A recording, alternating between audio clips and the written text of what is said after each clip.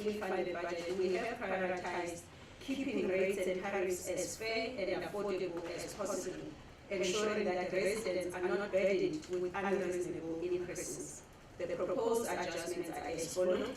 On property rates, we are proposing a reduction of 4%, which we introduce to cushion the impact of increased property values under the new general valuation law.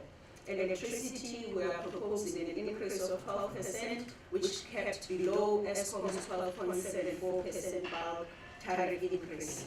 On water, we are proposing 13%, also lower than Brent Water's 15.3% increase. Sanitation, we are proposing 6%, which is an increase of 0.1% from the previous financial year. Refuse removal, we are proposing 4.6%.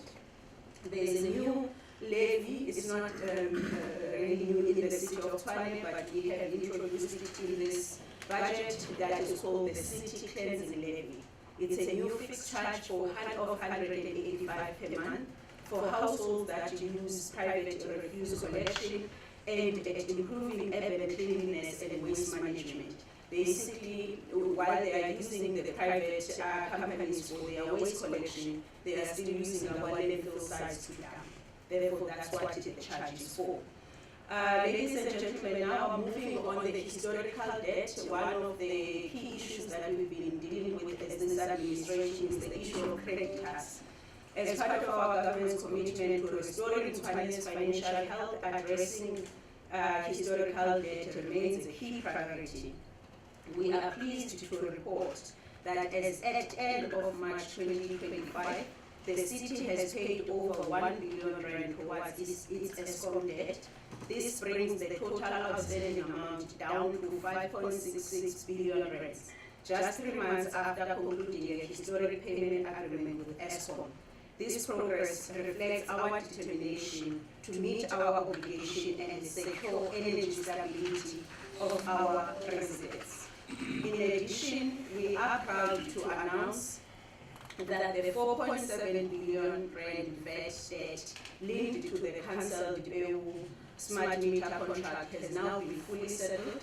The PEU contract entered into by previous administrations was highly controversial and financially burdensome. While the city successfully exited the contract, it was left with a significant tax liability. We have now made a final payment of 128 million rands, clearing this debt in full.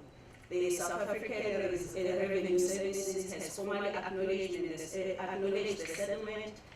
This marks a major milestone in closing a difficult chapter in the city's financial history and demonstrates the multi-party coalition governments to resolve multi-party coalition government's resolve to clean up the past and build a sustainable future. I am now moving to the debtors book and incentive debt relief scheme extension. As of 31st March 2025, the city's total debtors book stands at 25 billion rand, down from 29 billion rand. This reflects a 13.19% reduction compared to what we had in the previous month of February. This progress has been made possible by intensified revenue collection efforts, including Tshwane Yatima campaign and the debt relief scheme approved by the council. These efforts are helping us to recover what is due to the city, while also giving much needed relief to residents. We are pleased to report that 2.42 billion has been written off from the registered indigent accounts, and 1.83 billion rand has been written off from the over 31,500 inactive accounts. To allow more residents and businesses to benefit, tomorrow we'll be approaching council to seek the extension of the debt relief scheme, particularly for households who are connected illegally, to extend it to the 31st of May 2025. So far, the city has received over 10,200 applications. By doing so, especially for the illegally connected households, the standard 29,000 rand timber fee will be waived, allowing customers a chance to regularize their supply and avoid further penalties. And this is quite important because one of the conditions that we give to the residents is that they must accept that the meters that we are issuing now, they have a tamper-proof requirement met. In addition to the measures above, the city remains committed to protecting our most vulnerable residents by providing a comprehensive social package that eases the burden of municipal costs for those who need it the most.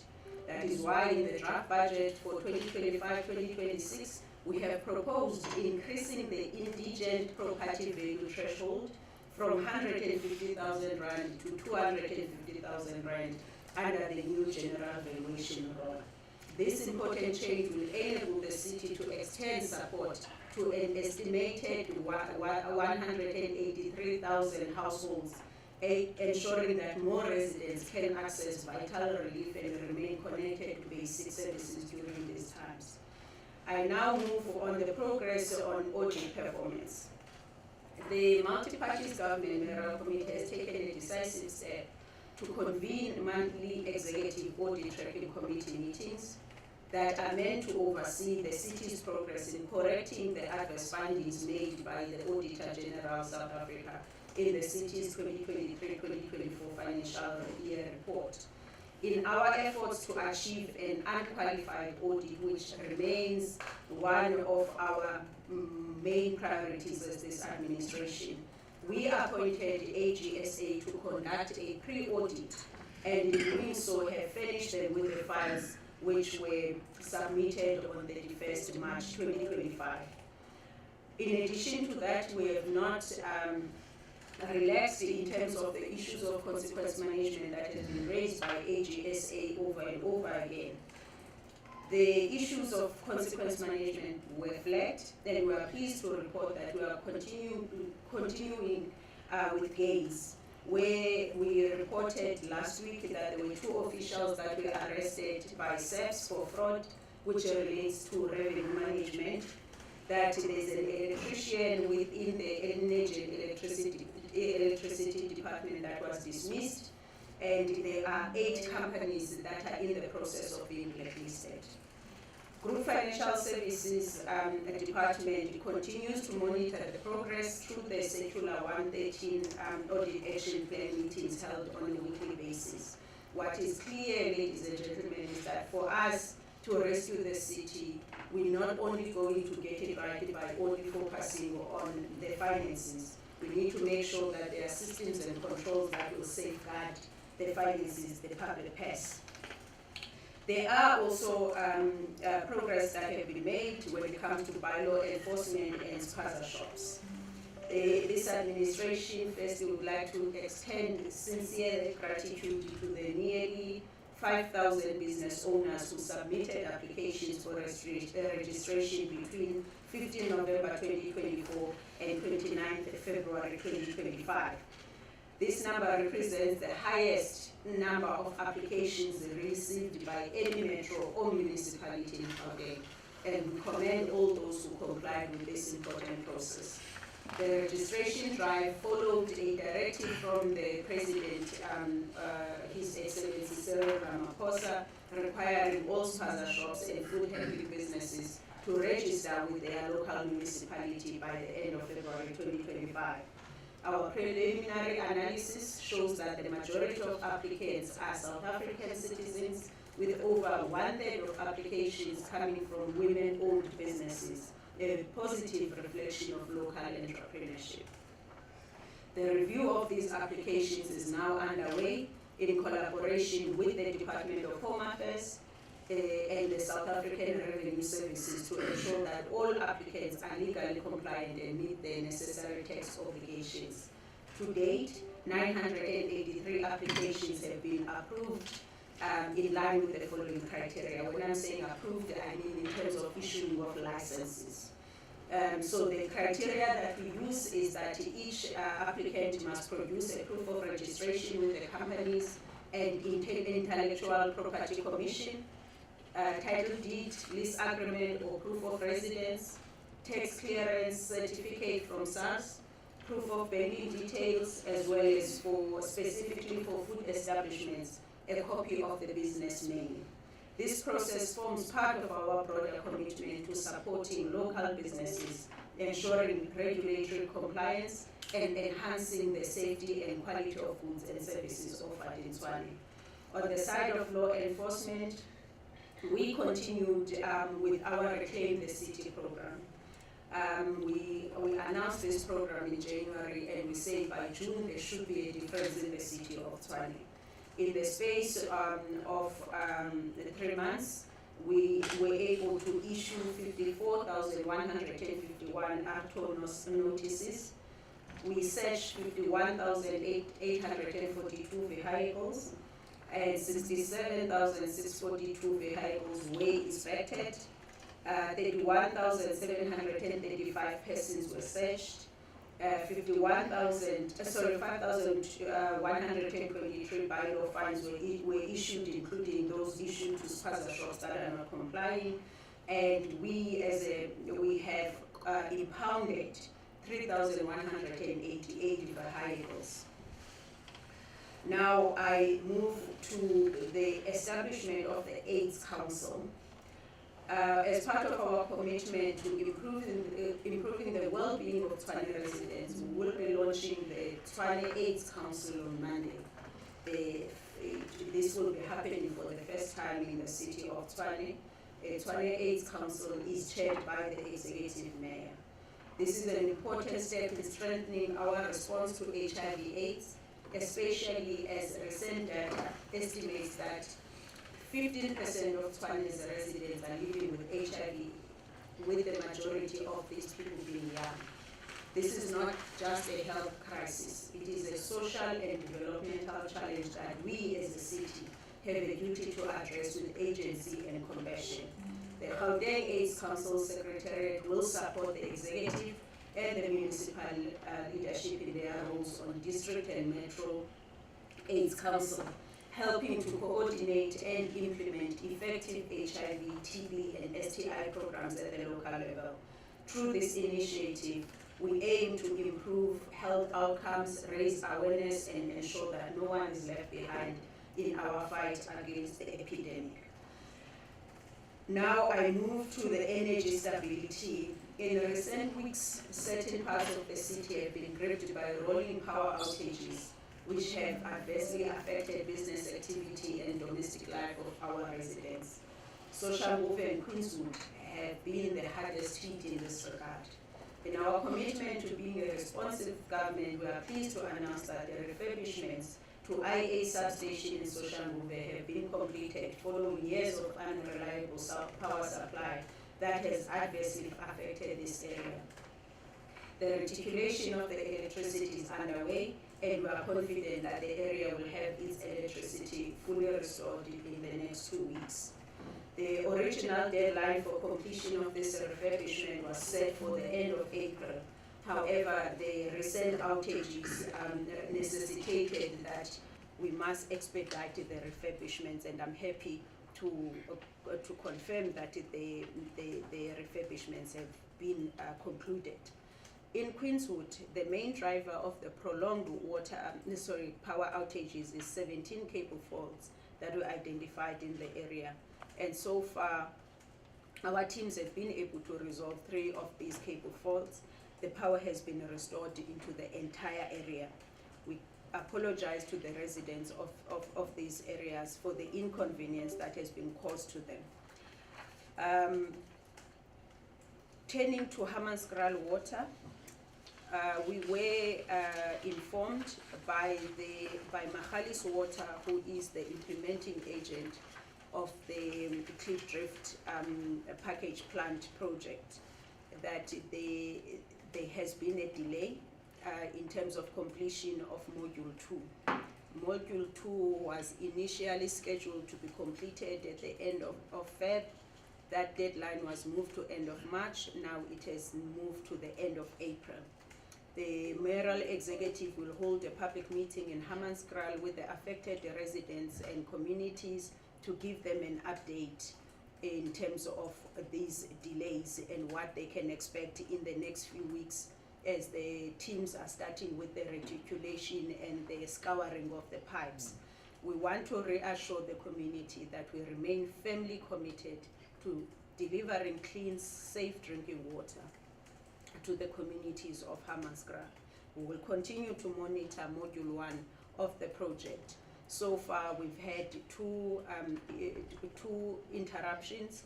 The first one was unplanned, but the second one was planned. And so far as we know, the residents that are getting clean water from Module 1 are receiving water without interruption. I now move to the progress that we've made with the relocations of residents from informal settlements and the issuing of title deeds.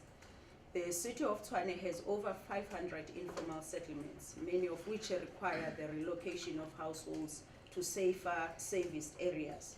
Since taking office, the following relocations have been carried out: 1,488 households in Pienaarsport, where families affected by flooding and illegal sand mining were moved to safer formalized stands. And 370 households in Zitobeni were relocated. Further to this, to date we have issued 1,860 title deeds, bringing security of tenure and dignity to families across Tshwane. These efforts are part of our commitment to restoring dignity and providing safer living conditions for vulnerable communities. I now move towards one of our commitments of having a clean city and how we're dealing with illegal dumping. The city continues to prioritize a cleaner Tshwane. The number of illegal dumpings that we have cleared since the beginning of the year goes to, we've reported the first over 700 illegal dumpings that we cleared when we were reporting on the 100 days report. We have cleared a further 261 in February and 186 in March, which brings the total to 447 cleaning operations.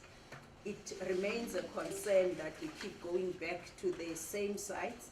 As a result, when we deliver our State of the City address, we will share with the communities what is our plan to have a sustainable, clean city. We turn to the last part on our war on backlogs on service delivery. We've got a 3-month target to clear backlogs. Over the next 3 months, the multi-party coalition government has set ambitious targets to improve the level of service delivery received by our residents, launching a war on backlogs while we continue to address other service delivery needs. The following reported backlogs were recorded. These figures form the baseline from which we aim to not only resolve existing issues, but also respond swiftly to new service requests. On the water leaks, we will be targeting 2,788 between now and the end of June. On pothole repairs, we are targeting 2,805, and we are hoping here that the rain will be kind to us because we are competing with the rain, but that is the target that we have. On the street lights, we have targeted 16,342 street lights, 81 street lights mast illumination, and the repairs of high mast lights of 521. Ladies and gentlemen, this administration remains focused on turning the tide on service delivery backlogs and ensuring that the residents experience the promised visible and lasting improvements in their communities. I thank you, and I'm ready to take questions.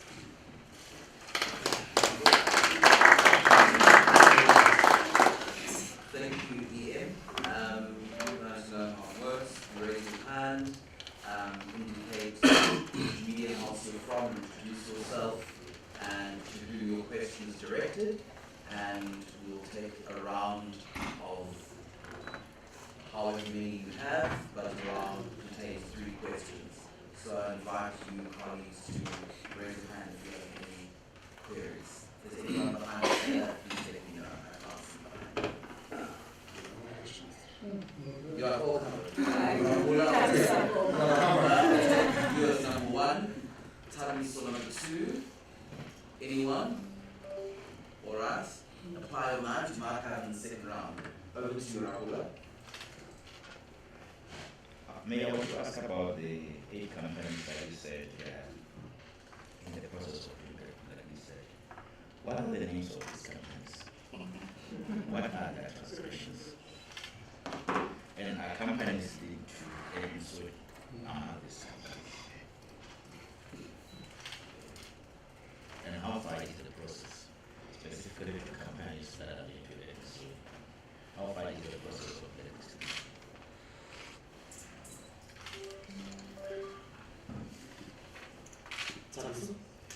Teresa from Iowa Business.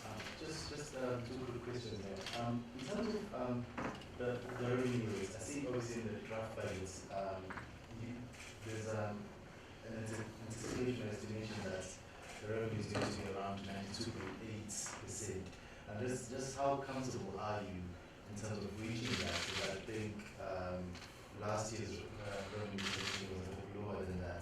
Just maybe some of the initiatives maybe we'll be doing to reach that 92.8. And in terms of the payroll, I know this was sort of a big issue, especially when it came to the audit reports. Just how much of a relief is it to just having to pay this off? And I know it's not something something that you inherited from a very long time ago. But it's just, do you think that having paid this off, will this improve the audit reports that comes from next year? Over to you, Ian. Hi, thank you so much. We're not in a position to give you the names at this stage, but what I can tell you is the transgression is poor performance. So in terms of the process that we follow is that you have appointed a company. Poor performance is the first, the signal. And there are many processes that would then take the companies along to a point where you have to terminate the contract. Once, so the termination process goes through the BAC. So once it gets to our BAC and say we are terminating this contract because of poor performance, then for us that is one in terms of the policy that we are using in the city to restrict in the first instance. That is the transgression that we are talking about. You would also, these companies normally they will either fall under irregular expenditure, wasteful expenditure because of how badly the projects are being managed. So the main transgression is poor performance that has led to the termination of that contract. What I can also say, because this one is a public, case, the issue of Edwin Sodi and what happened in Ruiva, that is one of the 8 companies. So the number is now accumulating. Some of the big projects in the city, Caledonian, Refilwe that we've been talking about, and some of many assets under construction that we are now processing through the council, those companies they will be on that list. So in the main, these are companies that have said to us when they were bidding, we are capable of taking the project, and only to find out that they actually not. Hence we have asset under construction that is over 26 billion rands. And so what has been raised by AGSA was that we must start dealing with the asset under construction. Just last week in council, we're dealing with a case in Ramudzi, Morogoro, yes, where the company was appointed in 2011. In 2011 to do SWA network, messed that all up. I just forget the amount of the company, my colleagues may remember the amount. We were writing off that project as wasteful expenditure, 125 million, as wasteful expenditure. That community still doesn't have a functioning SWA. So that company is then on the list that needs to be. So from the side of the city, we are starting a process where we intensify restrictions. Because one company, in fact, they appointed also for 4 projects. They fail in one project, they fail in project number 2. Now we need to start restricting that they don't they get more tenders and go mess up in other projects. But in terms of how far we are, so as the MACO, we approved the 8 companies in our last MACO in March. And now the process it needs to, so from the side of the city, we are restricting and then we head over to National Treasury for the blacklisting process. Then, Tabi, so in terms of the estimate, it's based on our performance in the past 2 quarters, quarter 1 and quarter 2. In fact, we wanted to go for 95%.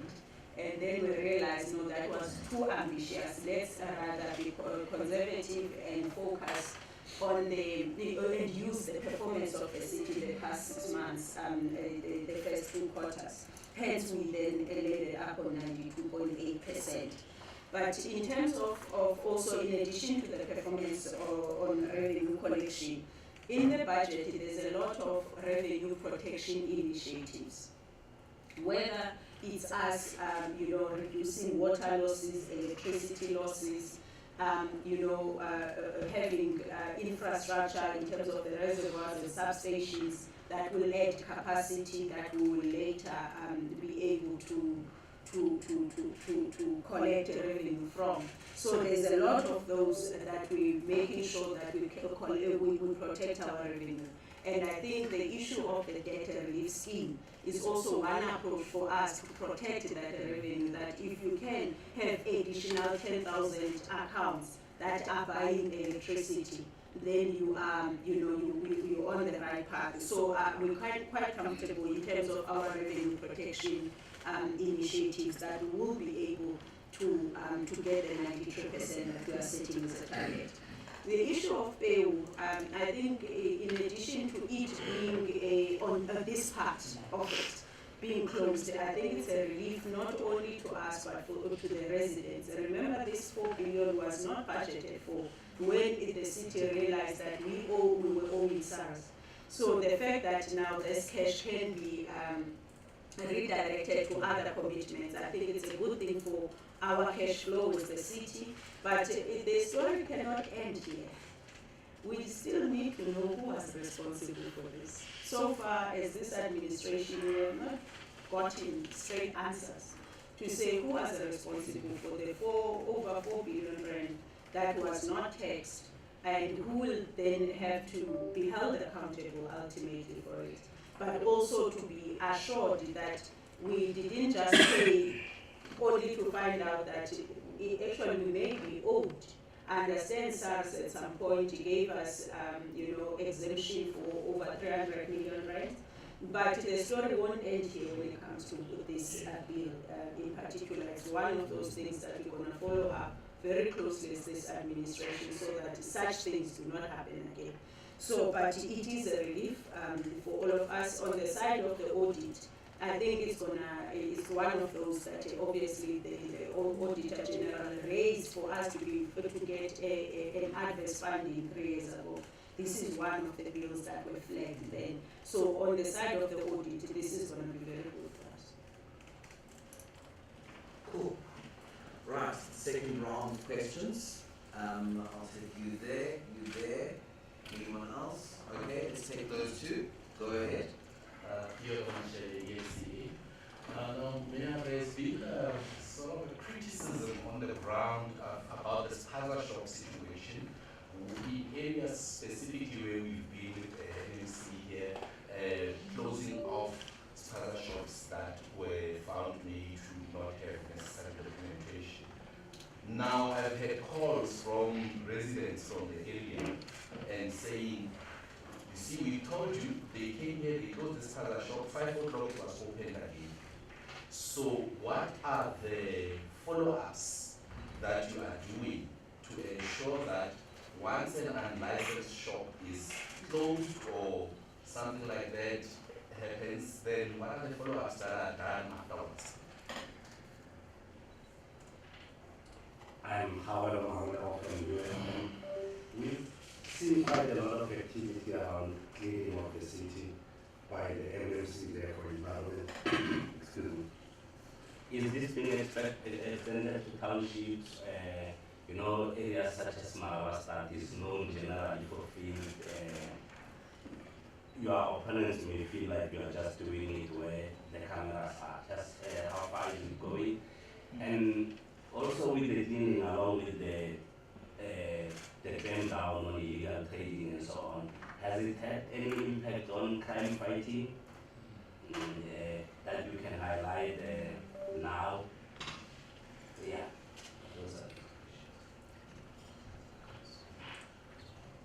And Tabiso, Yeah, just one question. In terms of the property valuation rate, just what has been the reaction from residents? I know obviously on social media there has been negative, but from the city, what has been the reaction to the new valuation role? cool. Ian, over to you.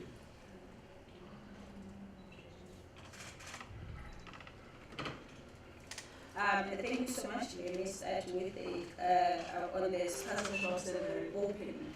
This has been a challenge since we started this campaign last year. That we take the IBEC, the Integrated Bylaw Committee. We go do the work, we leave, and no one ever goes back. I think we experienced this with one of the cases in Hammanskraal in Maniledi, where we went there on a Friday. On a Saturday morning, we paid a surprise visit only to find the shop being open. And it's been an issue across the city when we have had bylaw enforcement. And what would normally help sometimes is the residents who take us on Twitter, say, hey, listen, this one has opened, and then we'll send Metropolis. What we have done, two things. One is to make sure that there is a list that is kept by the committee itself, the Integrated Bylaw Enforcement Committee, which you would recall we activated the Disaster Operations Center for this work, where they keep a list that they give to TMPD, that when you are patrolling in that area, note that these shops have been closed. So if you see them open, you can act on them. In addition to that, as part of the Disaster Operations Center, we approved a process where all the departments must record on one form the transgressions of the spaza shops, of the particular shop. And when one department goes to normalize them, they must indicate on that form so that it's easy to track this.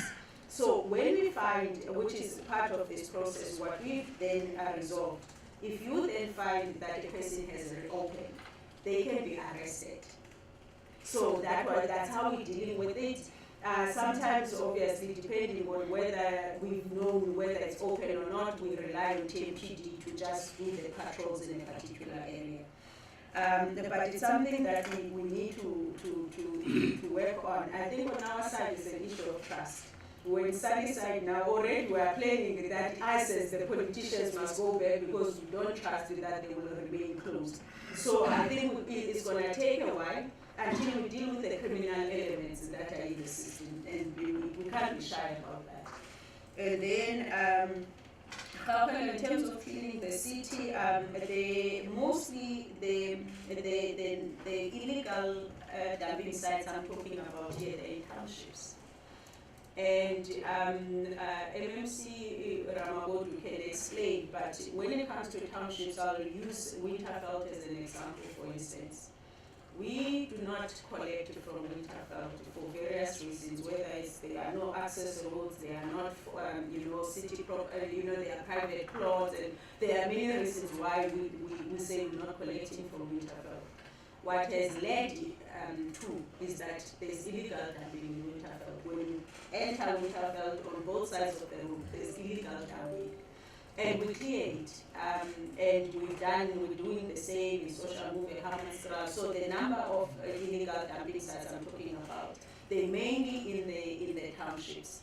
MMC Ramagodu has spoken about us dealing with the issue of backyard dwellers as a contributor to illegal dumping, the issue of informal settlements as a contributor to illegal dumping. So we do clean the city. However, there are areas in the city, and you mentioned Marabastad. If we are going there to clean next week Friday, you are welcome to come to join us. Now, Marabastad has been now a platform for hive of illegal activities. There is no order in Marabastad, and we now need to start organizing it so that we can clean it properly. There are those areas where we need to just put more effort in cleaning, but in the main, what we are dealing with here is in townships where we do not have a proper refuse collection. In terms of the crime fighting, I think there's been a lot of visibility on the side of TMPD. I think one of the things that we appreciate is that sometimes we don't want to respond once an incident has happened. That when you're dealing with crime, there's a role for prevention in terms of visibility of TMPD, and through these intensive programs of law enforcement, that has deterred a lot of people from doing as they please. And we do have our hotspots, whether it's Stingvader, whether it's Chibulane, whether it's Winterveld, that just the mere presence of TMPD officers in their area, it doesn't matter what they are doing on a particular day, that it has deterred people from crime. So in terms of the property valuation role, I think this was mentioned in two imbisos that we had. One in Erasmus Kloof, where we had, residents in the room. Erasmus Kloof, ESLS, and now in Pretoria North. Now, what the residents are saying is that my property value has gone up, that means I'm going to pay more. That's their focus. And I think as this administration, what we have said, even in council, when our colleagues from the opposition were raising this issue, was to ask them not to mislead the public. It's good that property values go up, first of all.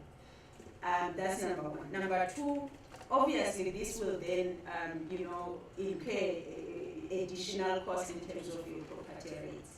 Hence, in this budget, we have not increased property rates like they were increased last year. Last year, they were increased by 5%, but because we are considering the fact that because your property value has gone up, naturally that attracts a higher property rates. So we've reduced it by 4%, and I think that's the message that the residents must get. One, it's good that property values go up. Secondly, we have tried to cushion that increase by reducing property rates. But also, the process of disputing, if a resident doesn't agree with the valuation, that process is open until the 2nd of May. We did not only say go and dispute. There are people officials that will help residents explain the process in which that value was arrived at, and assist them with the dispute process. So we have not really given residents to be on their own. Throughout this process, we've guided them, and the Deputy Executive Mayor says we've received over 4,000 disputes that we have responded to them to date. So we don't have a backlog where there are residents who say the city is not responsive when I'm looking for answers. Cool. Do we have any other questions, colleagues? Anyone under the pillar of Artemis? You want to say about Sherry? Go ahead. Anyone else? Alex? My own question. Nothing? The automobile SEZ project that's expected to deliver some 150,000 jobs. I think that is massive. Just a bit of detail and timelines if possible on that. And secondly, the previous administration was preoccupied with getting Tshwane out of the national grid, the electricity grid. And now that they are in opposition, they've accused you of neglecting, or should I say, banking that. So I just wanted to find out whether bringing in as many IPPs remain in top of the agenda of the city, or you are now trusting S1. You have to add that part.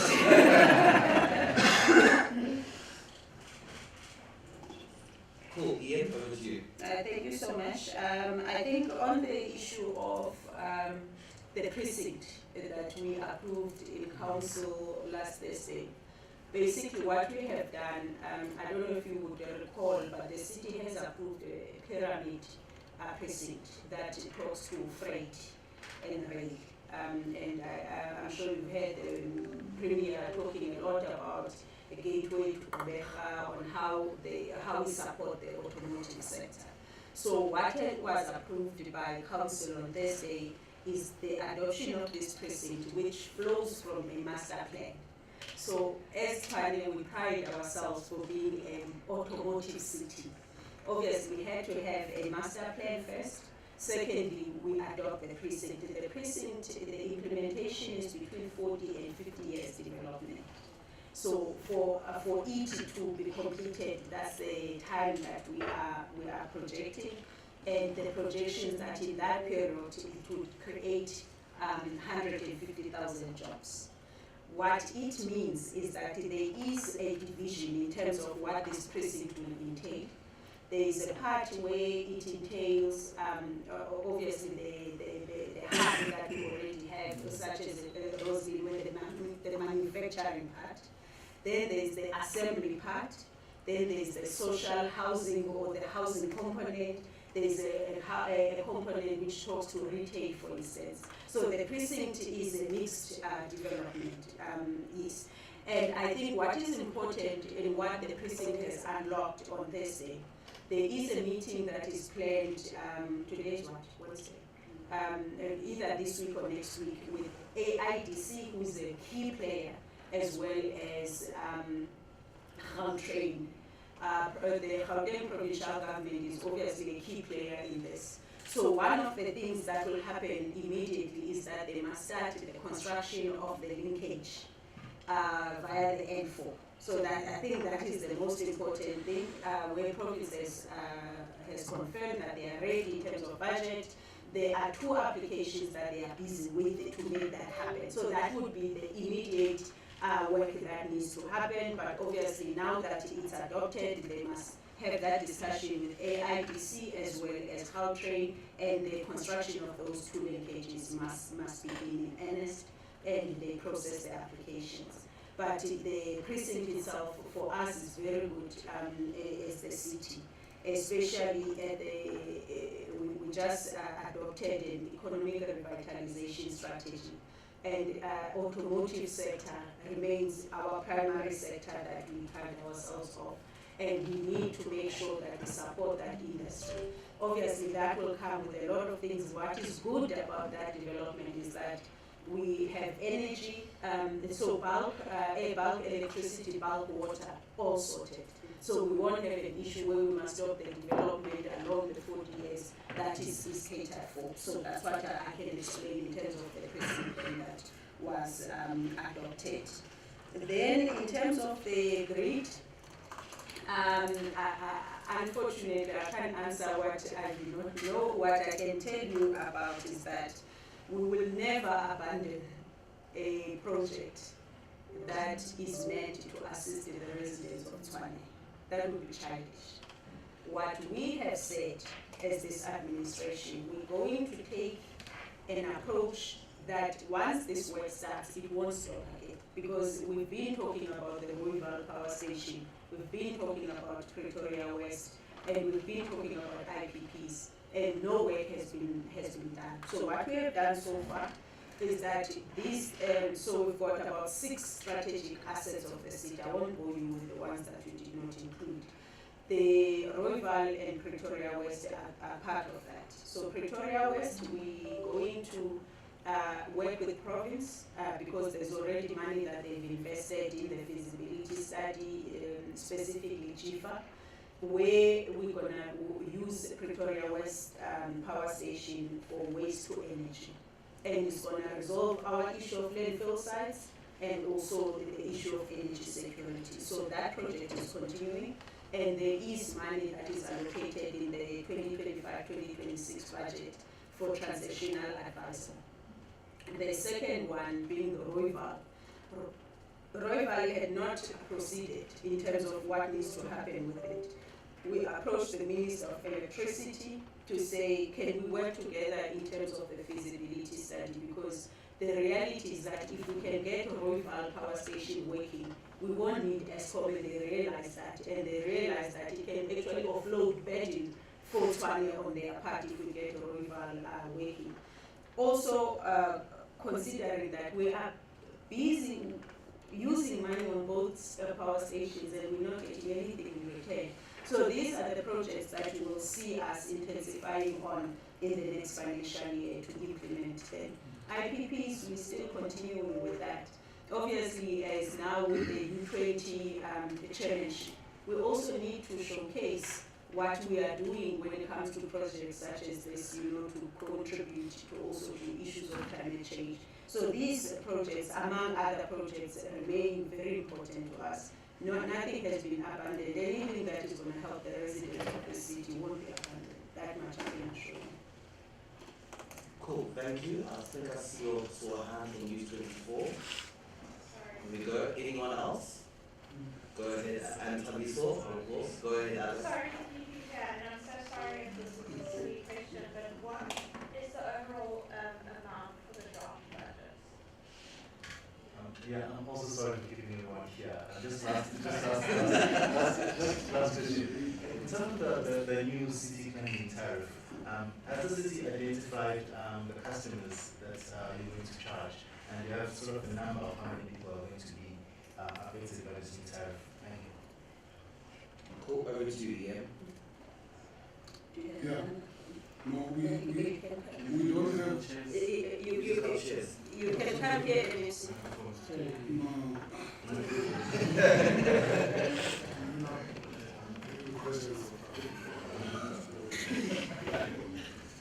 So we are targeting gated communities, we are targeting the malls. There are malls that we have identified that are just on our books. We only have 1 bill, but when you go to check on site, they have almost more than 100. And when you investigate, you find that they only pay us for one, but the entire number, they use it for private. When they use our landfills, we maintain them, they don't maintain them, and that's what we are calling for on this list. But also, the Environmental Act gives us a permission that we must collect waste because we have capacity to do so. Wonder Park is one of the areas, Wonder Park Estate that we are targeting. Few malls around, including Melee Mall, is part of our list that is going to pay us on the cleansing level because they are using private companies that collects from them and take them to our private landfills. So that's what we are doing. Thank you. I think that one is covered. I just wanted to get the exact sense of the budget, Alex. Sorry, I know. No, it's fine. Covered it last week. Yes. Yeah, I know it's over 50 years. Just give me a sec, please. I was say wrong numbers. Yes.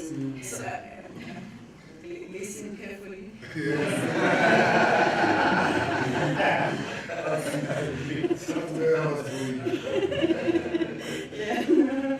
I must get this right. I don't want to be famous for wrong reasons here. So yes, so yeah, our numbers correspond. So the total, so the operating budget is 52.3 billion rands, and then the capital infrastructure is 2.4 billion. 2.4 billion. Yes. Thank you so much. Sorry about that. No problem. Thank you. Okay. Did I answer everything, sir? Yes, everything is covered. Thank you so much for joining us, guys. If you guys need one-on-ones, pick your MMC, your victim, I'll bring them to you. One-on-ones with the EM, there's the organizer for you. With the DEM, Nomfundo is there to deal with that. Thank you so much for coming, guys. If you have any questions further, Alex, come. Okay. Thanks, guys. Thank you so much.